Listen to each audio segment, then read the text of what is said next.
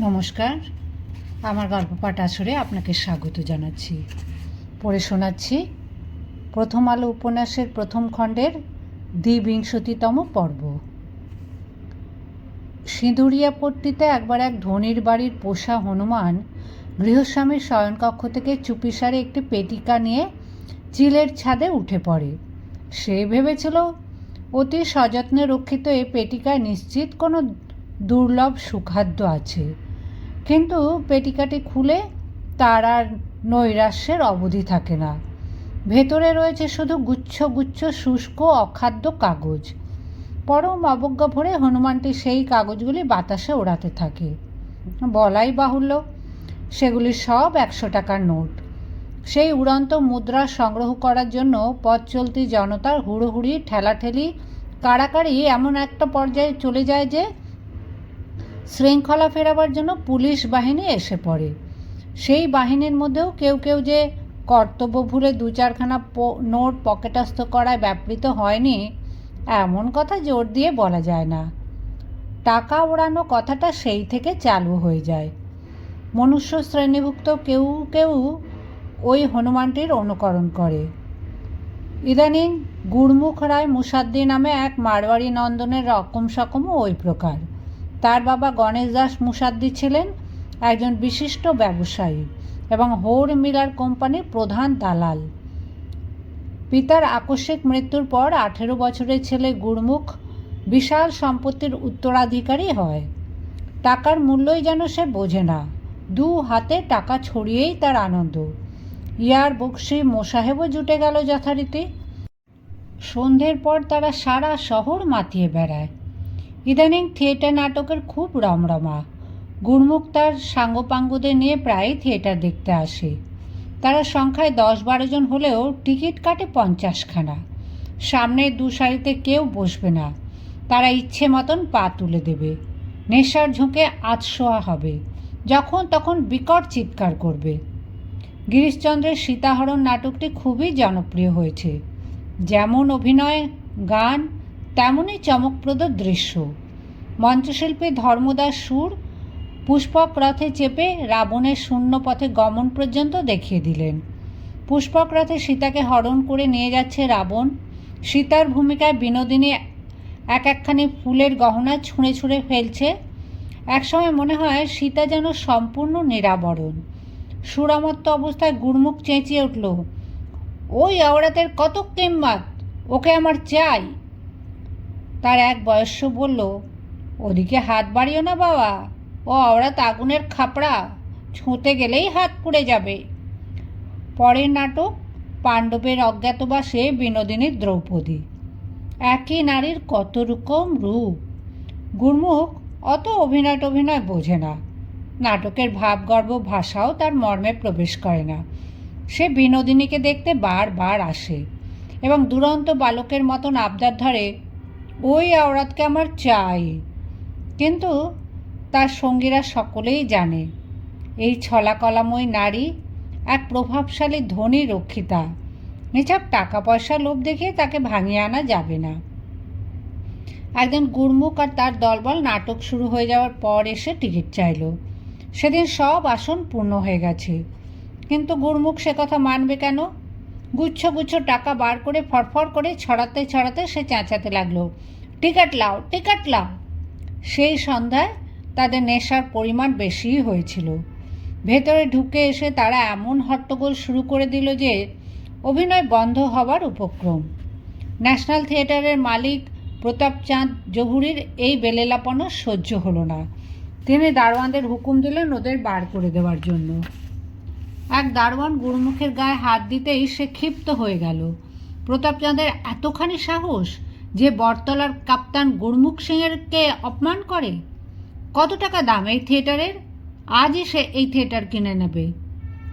সেদিন বিতাড়িত হলো বটে, কিন্তু গুড়মুখ নিজস্ব থিয়েটারের মালিক হবার জন্য গোঁ ধরে রইল। সে ন্যাশনালের চেয়েও অনেক ভালো থিয়েটার বানাবে। ওদেরটা তো কাঠের বাড়ি, সে নির্মাণ করবে পাকা ইমারত। কিন্তু থিয়েটার মানে তো শুধু একটা নাট্যশালা নয়, অভিনেতা অভিনেত্রী কলাকুশলীদেরও দরকার। সর্বোপরি চাই বিনোদিনীকে। সেই যোগাযোগও ঘটে গেল আকস্মিকভাবে। ন্যাশনালের মালিক প্রতাপচাঁদের সঙ্গে বিনোদিনীর বনিবনা হচ্ছিল না। বিনোদিনী নামে টিকিট বিক্রি হয়। প্রতিটি ভূমিকা নিখুঁত করার জন্য বিনোদিনী প্রাণ দিয়ে খাটে, কিন্তু সে তুলনায় মালিকের কাছে বিনোদিনীর খাতির নেই। মাঝখানে বিনোদিনী 1 মাসের ছুটি নিয়ে তার বাবুর সঙ্গে বেড়াতে গিয়েছিল। প্রতাপচাঁদ বলে কিনা সেই 1 মাসের মাইনে সে দেবে না বিনোদিনীকে। কাজ না করলে আবার মাইনে কিসের? তা শুনে দর্পের সঙ্গে বিনোদিনী বলল, বেশ, তবে আমি চললাম। সেই দণ্ডেই সে সাজ পোশাক খুলে রঙ্গালয় ত্যাগ করতে উদ্যত হলো। এদিকে সেকেন্ড বেল পড়ে গেছে।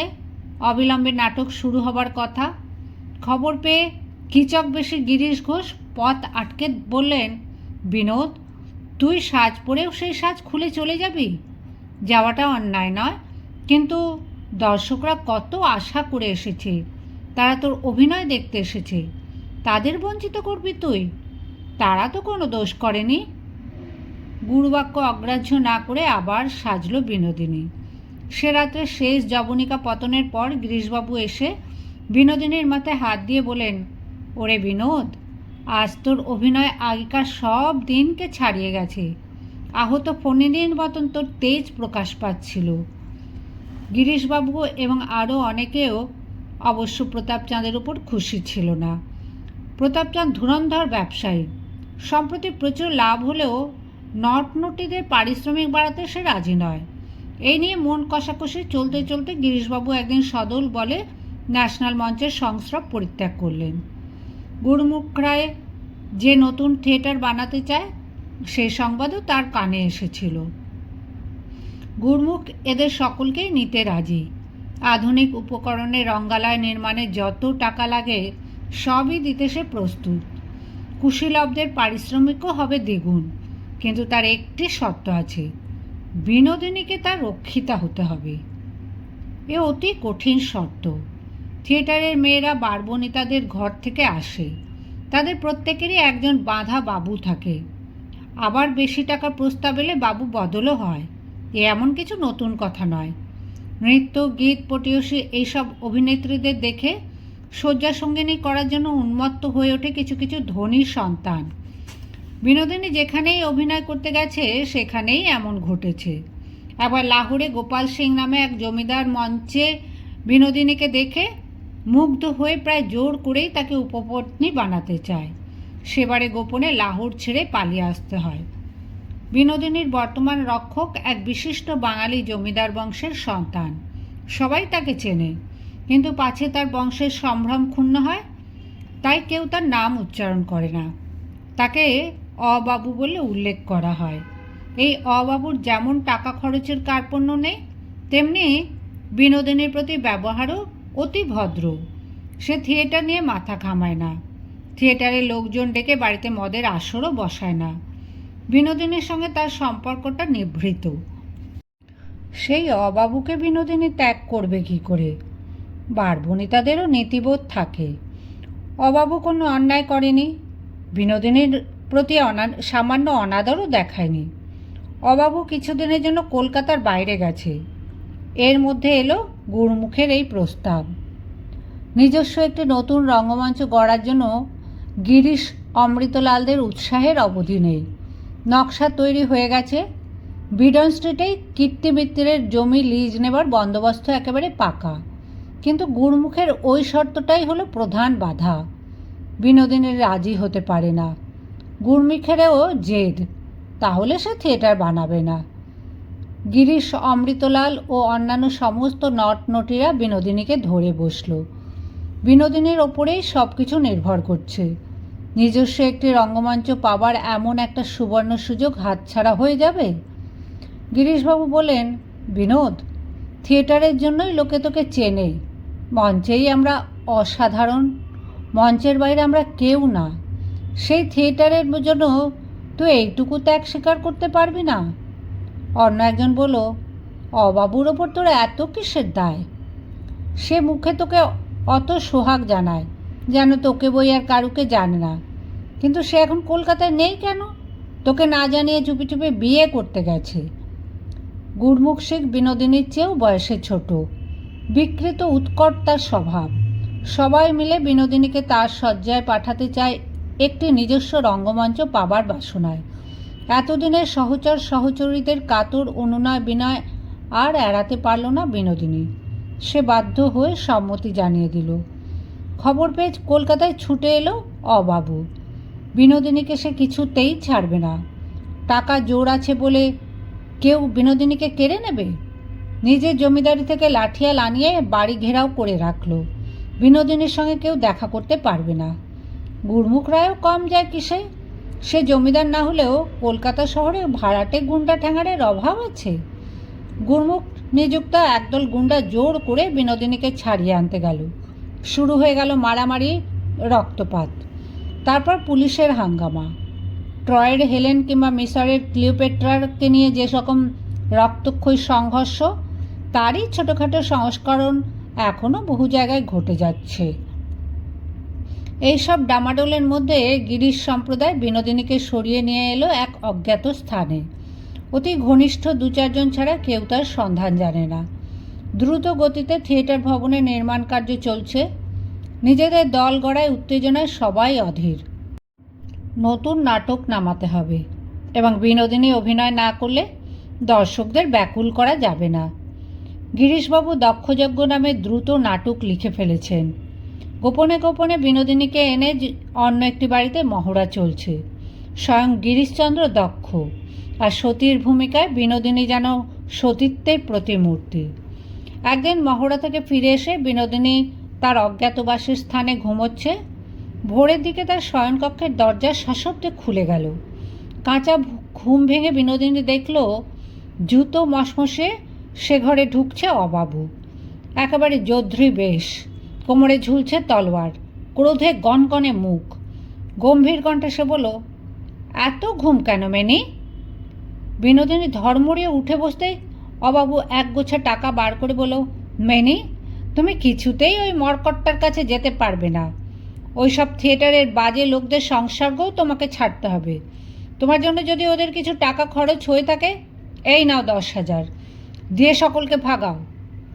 বিনোদিনী বলল, না, তার হয় না। আমি ওদের কথা দিয়েছি, থিয়েটারের বন্ধুদের আমি ছাড়তে পারবো না। অবাবু অবজ্ঞার সঙ্গে বললেন, কথা দিয়েছ? টাকা দিয়ে চুকিয়ে দাও।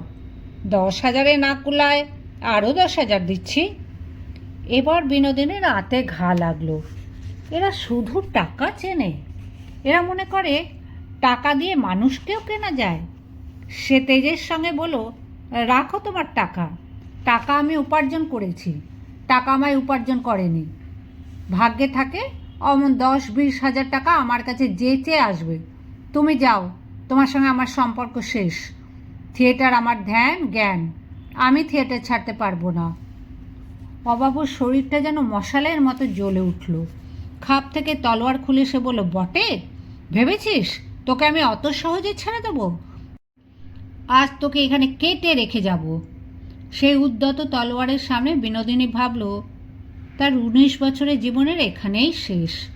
প্রচণ্ড জোরে কোপ পড়ার শেষ মুহূর্তে বিদ্যুৎ গতিতে মাথা সরিয়ে নিল বিনোদিনী। পাশের একটা হারমোনিয়ামে সে কোপ পড়ে গেঁথে গেল 2 ইঞ্চি। আবার তলোয়ারটা ছাড়িয়ে নিয়ে মারতে যেতেই বিনোদিনী ত্রস্ত হরিণীর মতন ছুটতে লাগলো সারা ঘরে। অবাবু উন্মত্তের মতন কোপ দিতে লাগলো যেখানে সেখানে। কোনো ক্রমে একবার বিনোদিনী অবাবুর একেবারে সামনে এসে পড়ে তার হাত চেপে ধরে বলল, ওগো, তুমি এ কী করছো? আমাকে মারতে চাও, মারো। আমার এই কলঙ্কিত জীবন গেলেও বা রইল তাতে ক্ষতি কি? কিন্তু তোমার যে হাতে দড়ি পড়বে, খুনের দায় তুমি। অবাবু চিৎকার করে বলল, 20,000 টাকা দিয়ে উকিল মোক্তার লাগাবো, যা হয় হবে, কিন্তু তোকে যেতে দেবো না। বিনোদিনী বলল, আমি সামান্য এক নারী, এক ঘৃণিত বারাঙ্গনা, আমার জন্য সব খোয়াবে? তোমার বংশের সুনামের কথা ভাবো, একবার পরিণামের কথা ভাবো। অবাবু এবার তলোয়ারটা দূরে ছুঁড়ে ফেলে দিল। খাটের ওপর বসে পড়ে দুহাতে মুখ ঢেকে আহ আহ শব্দে কাতর চিৎকার করতে লাগলো। একটু দূরে দাঁড়িয়ে কাঁপতে লাগলো বিনোদিনী। একজন মানি লোকের এই কাতরতা সহ্য করা যায় না। একবার সে ভাবল কাছে গিয়ে অবাবুর মাথায় হাত দিয়ে বলবে, ওগো, আমার ঘাট হয়েছে, আর আমি ওদের কাছে যাব না, তোমার অবাধ্য হব না, তুমি আমাকে নিয়ে চলো। পর মুহূর্তেই মনে পড়ল মঞ্চের কথা, বন্ধুদের কথা, গুরুর কথা, ফুটলাইটের খেলা, এক এক রকম পোশাকে এক এক রকম চরিত্র, অন্ধকার প্রেক্ষাগৃহে দর্শকের হাততালি। তার চোখে জল এসে গেল। একটু পরে মুখ থেকে হাত সরিয়ে কয়েক পলক এক দৃষ্টে তাকিয়ে রইল অবাবু। অস্ফুট কণ্ঠে বলল, নিয়তি, যা মেনি, তোকে আজ থেকে আমি মুক্তি দিয়ে গেলাম। সেদিন থেকে বিনোদিনীর বিবেক যন্ত্রণা অনেক কমল বটে, কিন্তু অন্যদিক থেকে আবার দেখা দিল জটিলতা। গুরমুখ রায়ের মাথার ঠিক নেই, যখন তখন মত বদলায়। নতুন থিয়েটারের পরিচালনা পদ্ধতি বিষয়ে গিরিশবাবুদের সঙ্গে সামান্য মতান্তর হতেই একদিন সে বিনোদিনীর কাছে দপদপিয়ে এসে বলল, দেখো বিনোদ, আমি স্রেফ তোমাকে চাই। ওসব থিয়েটারে ঝঞ্ঝাটে যাওয়ার দরকার কি? সব বন্ধ করে দিচ্ছি। আমি তোমাকে 50,000 রুপিয়া দিব, তুমি আমার হয়ে যাও। ঘরে বিনোদিনীর এক মাসি তখন উপস্থিত। তার চক্ষু দুটি ঠিকরে বেরিয়ে আসার উপক্রম। 50,000 টাকা, 1,50,000 মুদ্রা, এ যে স্বপ্নের অতীত। ওই টাকায় কলকাতা শহরে বড় বড় 5-6খানা বাড়ি কেনা যায়। বারবনিতা রূপ যৌবন আজ আছে, কালও যে থাকবে তার কোনো নিশ্চয়তা নেই। রূপ যৌবন ফুরিয়ে গেলে এসব পুরুষেরা পা দিয়েও ছোঁবে না। মাসি বিনোদিনীর হাত চেপে ধরল। অত টাকার প্রস্তাব শুনে বিনোদিনীও সহসা কোনো উত্তর দিতে পারল না। এই প্রস্তাবের কথা গিরিশবাবুদের কানে গেলে সকলের মাথায় হাত পড়ল। এত দূর এগিয়েও সব ভণ্ডুল হয়ে যাবে? নিজেদের নতুন রঙ্গমঞ্চ হবে না? এক খেয়ালি ধনির দুলাল বিনোদিনীকে হরণ করে নিয়ে যাবে শুধু না, এই নতুনত্ব প্রয়াসী নাট্যদলের স্বপ্নও ধূলিসাৎ করে দিয়ে যাবে। সবাই মিলে বোঝাতে লাগলো বিনোদিনীকে। অমৃতলাল বিনোদিনী 2 হাত ধরে অশ্রু ভারাক্রান্ত গলায় বলতে লাগলো, তুই শুধু নিজের কথা ভাববি বিনোদ, আমাদের কথা, নাটকের কথা ভাববি না। গিরিশবাবু আগাগোড়া চুপ করেছিলেন। একসময় কষাঘাতের মতন তীব্র বিদ্রুপের সঙ্গে বলেন, থাক, ও যদি রাজি না হয় ছেড়ে দে, থিয়েটার হবে না তো হবে না। স্টেজে যে হিরোইন হাজার হাজার অডিয়েন্স যাকে ভালোবাসত, সে যদি সাধারণ বেশ্যার মতন একজনের কাছে বাঁধা থাকতে চায় তো থাক, লোকে ওর নাম ভুলে যাবে, কালে কালে ও বাড়ি বলি মাসি হবে। বিনোদিনী তখনই ঝরঝর করে কেঁদে ফেলল। গিরিশবাবুর পায়ে ঝাঁপিয়ে পড়ে বলল, আমি কোনো দিন থিয়েটার ছেড়ে যাব না। ওগো, তোমরা এখনই বাবুটিকে ডাকো, আমার উত্তর জানিয়ে দিচ্ছি। গুরমুখ এলে সবার সামনে বিনোদিনী পরিষ্কার কণ্ঠে তাকে বলল, ওগো বাবু, আমি থিয়েটারের মেয়ে, থিয়েটার ছাড়া বাঁচব না। তুমি যদি থিয়েটারের বাড়ি গড়ে দাও তবেই আমি তোমার সঙ্গে রাত্রিবাস করতে রাজি আছি, নইলে আমাকে কিছুতেই পাবে না। সবাই তাকে ধন্য ধন্য করতে লাগলো। এরপর গিরিশবাবু দাঁড়িয়ে রইলেন একটু দূরে, তার ওষ্ঠে তির্যক হাসি। মনে মনে তিনি বললেন, নদীর ওপর নতুন সেতু যখন গড়া হয় তখন নাকি ভিতের ওপর একটি শিশুকে বলি দিতে হয়। নররক্ত না পেলে সেতু মজবুত হয় না। বাংলা নাটকের স্বার্থে তোকে আমরা বলি দিলাম বিনোদ। এরপর প্রচুর অর্থ ব্যয় দ্রুত গতিতে গড়া হতে লাগলো নাট্যশালা। কিন্তু এর নাম কি হবে?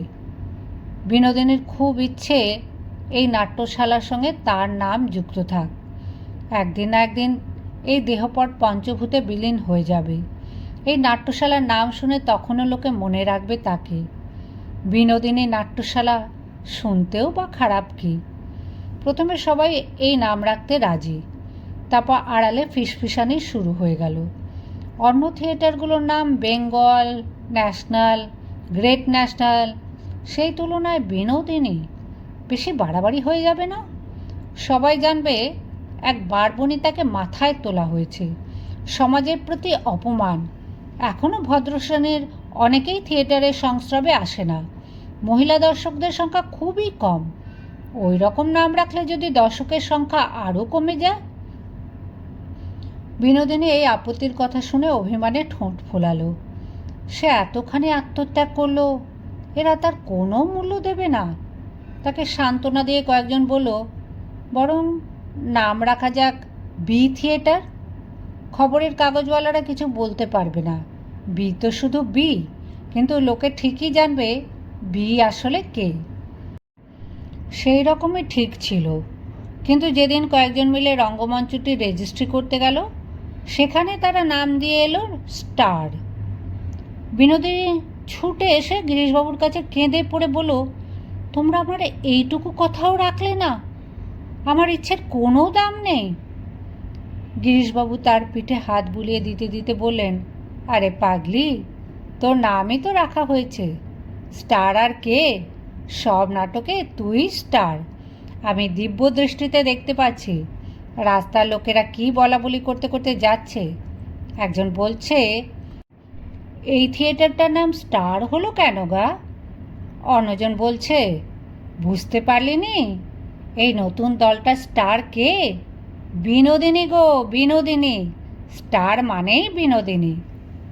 স্টার থিয়েটার গড়ার পেছনে এইসব কলহ, মান, অভিমান, ত্যাগ ও লালসা সবই তুচ্ছ, যদি সামাজিক পটভূমিকায় এর বিচার করা যায়।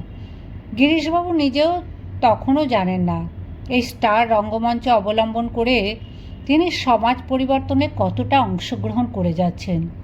পরপর দক্ষযজ্ঞ, ধ্রুব চরিত্র, নল দময়ন্তী অসাধারণ জনপ্রিয় হয়ে উঠল। আগে থিয়েটার দেখতে আসতো কিছু উচ্চশিক্ষিত, কিছু ধনী সম্প্রদায় আর অনেক মাতাল গেঁজে আমোদখোর। এখন মধ্যবিত্ত, নিম্ন মধ্যবিত্ত, এমনকি গ্রাম থেকেও ছুটে আসতে লাগলো দলে দলে মানুষ। সবই রামায়ণ, মহাভারত আর হিন্দু পুরাণের কাহিনী, এবং তাতে ভক্তিরসের প্রাবল্য। প্রতিদ্বন্দ্বী ন্যাশনাল থিয়েটারে জ্যোতিরিন্দ্রনাথ ঠাকুরের নাটক অশ্রুমতী অর্ধেন্দুশেখরের শত চেষ্টাতেও জমল না। ইতিহাসের কাহিনীতে আর লোকের আগ্রহ নেই। গিরিশবাবুর নাটকগুলিতে সাধারণ হিন্দু সম্প্রদায় যেন আত্ম আবিষ্কার করতে লাগলো। সাহেবরা যখন তখন হিন্দু ধর্মের নিন্দা করে। ব্রাহ্মদের শুষ্ক পরম ধর্ম তত্ত্ব সাধারণ হিন্দুরা হৃদয়ঙ্গম করতে পারে না। পাদ্রীরা হিন্দুদের এতগুলি ঠাকুর দেবতাদের নিয়ে ব্যঙ্গ বিদ্রুপ করে তো বটেই, ব্রাহ্মণরা এবং শিক্ষিত সম্প্রদায়ও এইসব পুতুল পুজোর ঘোর বিরোধী। অল্প শিক্ষিত বা অশিক্ষিত হিন্দুরা পূর্ব সংস্কার বিসর্জন দিয়ে নতুন কি আঁকড়ে ধরবে তা বুঝতে না পেরে দিশেহারা হয়ে গিয়েছিল। গিরিশবাবুর নাটকে তারা ফিরে পেল বংশানুক্রমিক বিশ্বাস। 100টা বক্তৃতার চেয়েও একটি বিশ্বাসযোগ্য নাটকের শক্তি বেশি। গিরিশবাবুর নাটকে যুক্তিবাদ চাপা পড়ে গেল প্রবল ভক্তিবাদে। ঠাকুর দেবতারা জীবন্ত হয়ে উঠল। অধিকাংশ মানুষই বেদ উপনিষদ পড়েনি, পড়লেও বুঝবে না। মহাকাব্য পুরাণের গল্পগুলিও ঠিক মতন জানে না। নাটক দেখতে এসে তারা গিরিশ, অমৃতলাল, বিনোদিনীর অভিনয় দেখে না। তারা দেখতে পায় জীবন্ত শিব, বিষ্ণু, ভক্ত ধ্রুব আর পতিপরায়ণা দময়ন্তীকে, যারা সব হিন্দু আদর্শ। মুসলমানরা এসব নাটকের ধারে কাছে আসে না। ব্রাহ্ম আন্দোলনও একটা জোর ধাক্কা খেল। গিরিশ ঘোষের মধ্যেও একটা বিরাট পরিবর্তন এসেছে। বাগবাজারের বোস পাড়ার ছেলে গিরিশ 14 বছর বয়সেই বাপ মাকে হারায়। মাথার ওপরে আর কোনো অভিভাবক ছিল না, সুতরাং বখামি শিখতে দেরি হলো না। মাঝপথেই লেখাপড়ার পাড় চুকে সে যত রাজ্যের বদ ছেলের সঙ্গে জুটল। বাগবাজারে পাড়ায় পাড়ায় গাঁজা চরসের আড্ডাখানা। গিরিশের মদ্যপানের দিকেই ঝোঁক বেশি। সেই সঙ্গে মন্দ স্ত্রী লোকদের নিয়ে ফুর্তি ও উচ্ছৃঙ্খলতায় তার জুড়ি ছিল না। সে বলশালী যুবা, ব্যক্তিত্ব প্রবল, নেতৃত্ব দেবার সহজাত শক্তি আছে তার। সে সারা পল্লী দাপিয়ে বেড়াত। কিন্তু অন্যান্য বখাটে ছেলেদের সঙ্গে তার তফাৎ এই যে তার পড়াশোনার নেশাও ছিল দারুণ। নিজের চেষ্টায় ইংরেজি শিখে সে শেক্সপিয়ার, মিল্টন পাঠ করে। তার সাহিত্যবোধ গাঢ় হতে লাগলো দিন দিন। প্রথম যৌবনে একদল বন্ধুকে নিয়ে একটা শখের যাত্রাদল খুলেছিল গিরিশ। সধবার একাদশী পালায় তার বেশ সুখ্যাতি হয়। ক্রমে পরিচয় হয় দীনবন্ধু মিত্র, মাইকেল মধুসূদন দত্তের সঙ্গে। তারপর সে জড়িয়ে পড়ল নাট্য জগতে। এখন যে কোনো মঞ্চে গিরিশ ঘোষই প্রধান আকর্ষণ। অভিনয়ে তিনি ইংল্যান্ডের প্রখ্যাত নট গ্যারিকের সঙ্গেও তুলনীয়। তাছাড়া তিনি অতি সার্থক নাট্যশিক্ষক ও পরিচালক, ইদানিং নাট্যকার। সকলের শ্রদ্ধেয় ও সম্মানিত হয়েও গিরিশ ঘোষ তাঁর দুর্দান্তপনা ছাড়েননি। মদ খেয়ে মাতলামি করার সময় মনে হয় ইনি রুদ্রচণ্ড, সেই সঙ্গে আবার বিশিষ্ট বুদ্ধিজীবী এবং নাস্তিক। যুক্তিবাদী সাহিত্য ও বিজ্ঞান পাঠ করে গিরিশের ধারণা হয়েছিল যে সব কিছুই প্রকৃতির নিয়মে চলে, একজন সৃষ্টিকর্তা কিংবা ঈশ্বরের কোনো ভূমিকা নেই বিশ্বজগতে। ধর্মের প্রসঙ্গ উঠলেই গিরিশ ডাক্তার মহেন্দ্রলাল সরকারের মতন কথা বলেন। নাট্য নিয়ন্ত্রণ আইন পাশ হবার পর নীল দর্পণ বা সেই জাতীয় নাটক অভিনয় করা যায় না।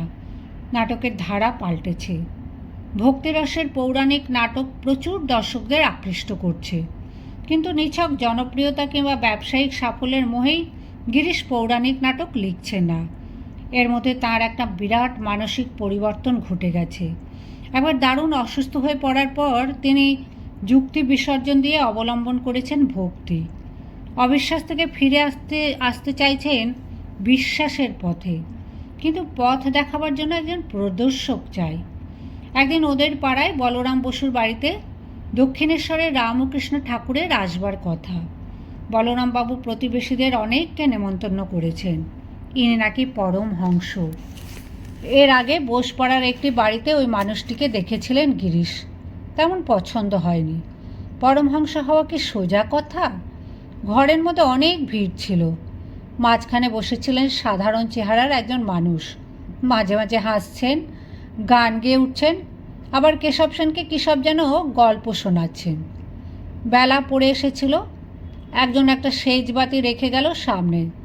তাই দেখে রামকৃষ্ণ বারবার বলতে লাগলেন, হ্যাঁ গা, সন্ধে হয়েছে, সন্ধে হয়েছে। গিরিশ ভাবলেন, ঢং দেখো, বাইরে অন্ধকার, সামনে সেজবাতি জ্বলছে, তবু ইনি বুঝতে পারছেন না যে সন্ধে হয়েছে কি না।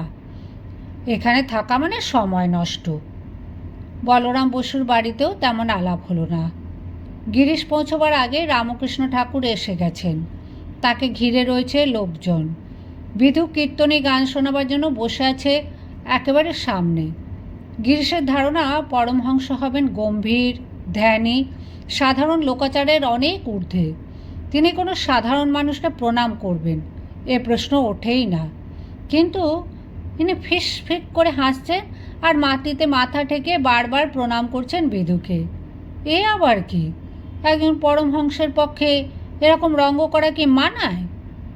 ঘরের মধ্যে যারা উপস্থিত তারা সকলেই যে ওর ভক্ত তা নয়। অনেকে আগে ওর নামই শোনেননি। এসেছে বলরাম বসুর আমন্ত্রণে, কেউ কেউ এসেছে নিছক কৌতূহলে। ওর ভাবভঙ্গি দেখে ফিসফিসে বিরূপ মন্তব্য করছে দু একজন। একটু পরে দরজার কাছ থেকে এক ব্যক্তি হাতছানি দিয়ে ডাকলেন গিরিশকে। ইনি শিশির কুমার ঘোষ, অমৃতবাজার পত্রিকার দুঁদের সম্পাদক, গিরিশের বন্ধু।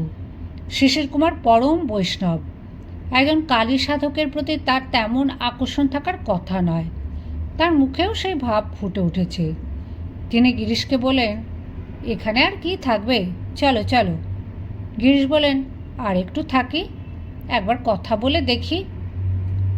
শিশির কুমার ওষ্ঠ উল্টে বললেন, দেখবার কি আছে, চলো আমরা অন্য জায়গায় গল্প করি গে। এক প্রকার জোর করেই শিশির কুমার গিরিশকে বাইরে নিয়ে এলেন। কিছুটা পথ যাওয়ার পর গিরিশ তাকালেন পেছন ফিরে। একবার মনে হলো ওই মানুষটির কাছে ফিরে গেলে হয়, কিন্তু গিরিশের ফেরা হলো না।